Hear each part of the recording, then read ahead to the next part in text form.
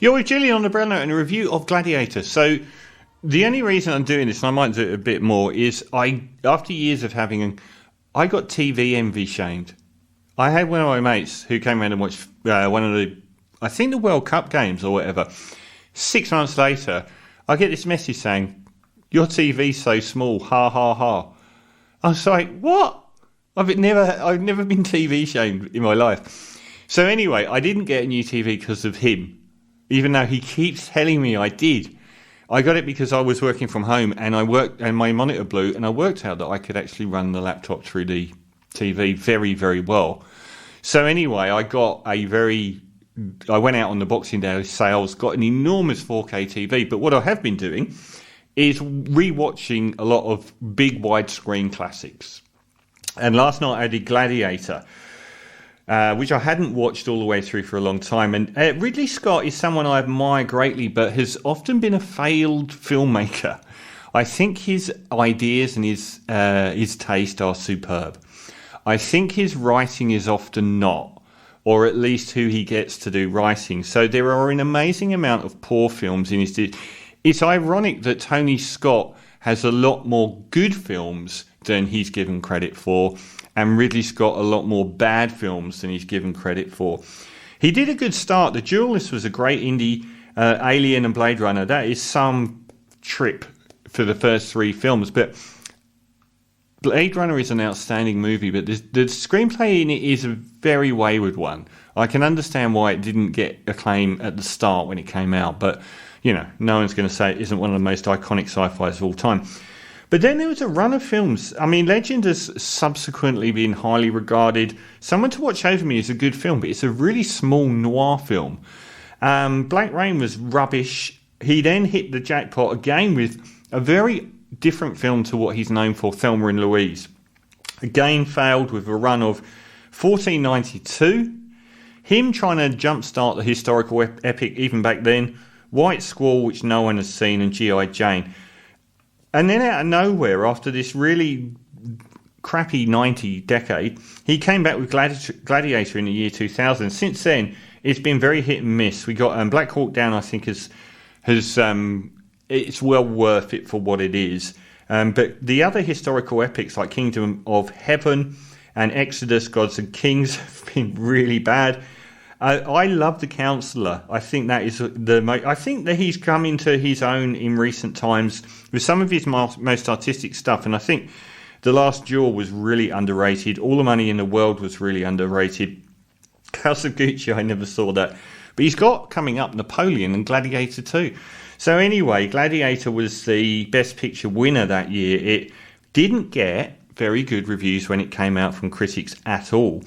And it's basically a remake of the classic Stanley Kubrick film starring Kirk Douglas, Spartacus, the best sword and sandals epic of all time. I mentioned earlier that Avatar had no cultural impact. Gladiator had an enormous cultural impact. It's still memed about. Are you not entertained? God, that's a great bit. That is such a good bit. And, the onslaught of historical epics that came after it. Troy, which is a very underrated film. Alexander, which is not. Loads of them. Pompeii, which is so bad you have to watch it.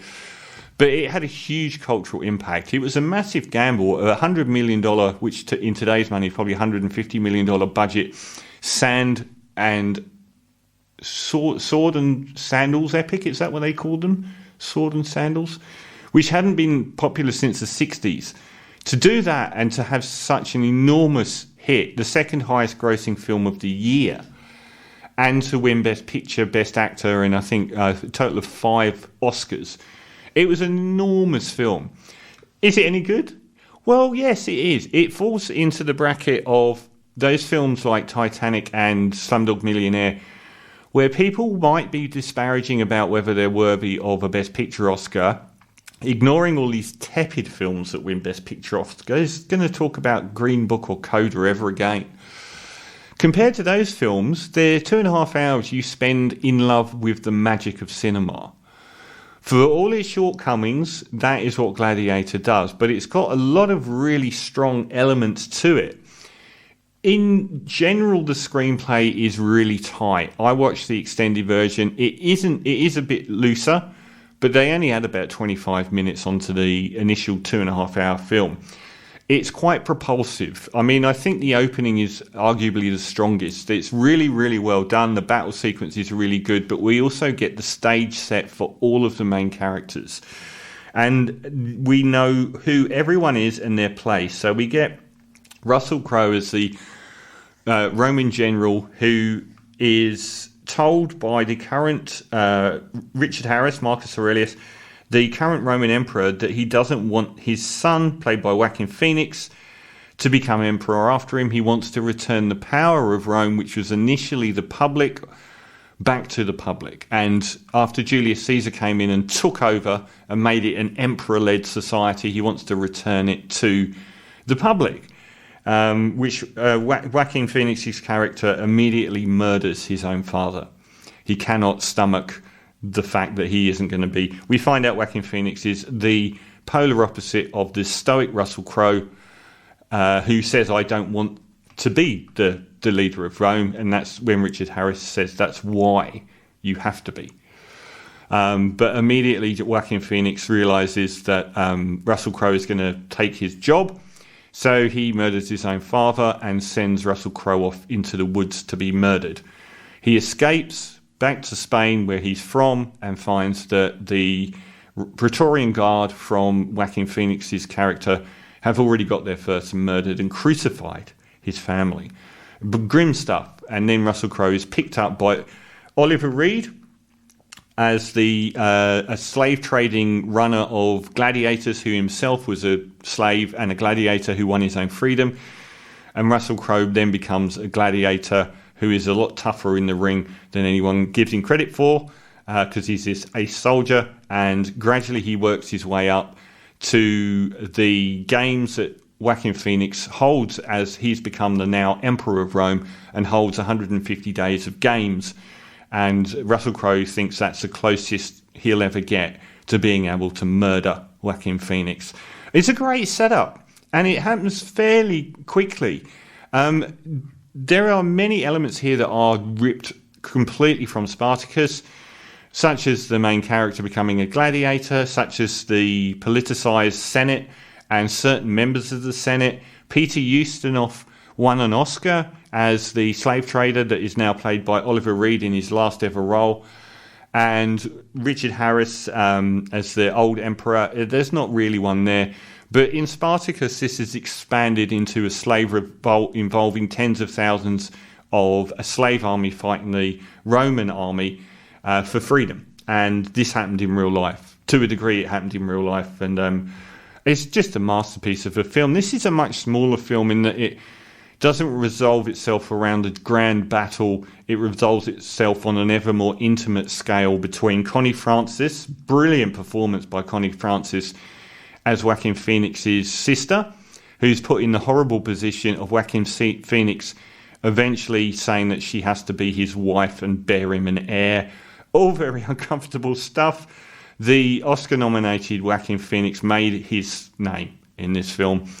He's a brilliant characterization of a deeply broken, troubled individual with brilliant political skills and intuition and absolutely no morality whatsoever. And Russell Crowe won Best Actor. That's the kind of role that doesn't normally get Best Actor. Probably something like Forrest Gump would be in that ballpark. Russell Crowe's actually technically better, particularly in Insiders, which came out just before, and LA Confidential. But there's no doubting what a rabble-rousing performance can do. And he doesn't put a foot wrong, and you completely are on his side and in love with the character and his stoicism and his journey.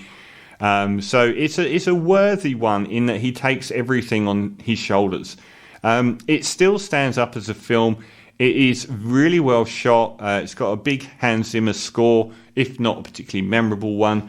But it's all about the fact that Ridley Scott creates an amazing raft of characters that are really well defined and awards-worthy acting across the board. You know every character inside and out, and that's what's missing from something like Kingdom of Heaven or those other failed Ridley Scott historical dramas or Exodus, you don't know who anyone is and you don't care who anyone is. Here, he creates 5 or 6 main characters that are brilliantly defined and performed. The cinematography throughout is excellent. The screenplay itself, which seems to be whether or not a Ridley Scott film survives or fails, is probably one of the best that he's worked with.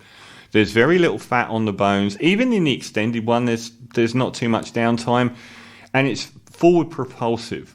It's not all the way perfect. You can argue about certain elements that arise in film, but I felt like they actually hit everything on the head. And some people have said that, this idea of a fascist dictator taking over where they want to hand back power to the public is actually more sort of relevant to the modern era than it was in the year 2000 when it came out. I'm watching the clock now. So it's still sumptuous, rewarding, emotionally satisfying and exciting entertainment. I'm going to give Gladiator a 9 out of 10.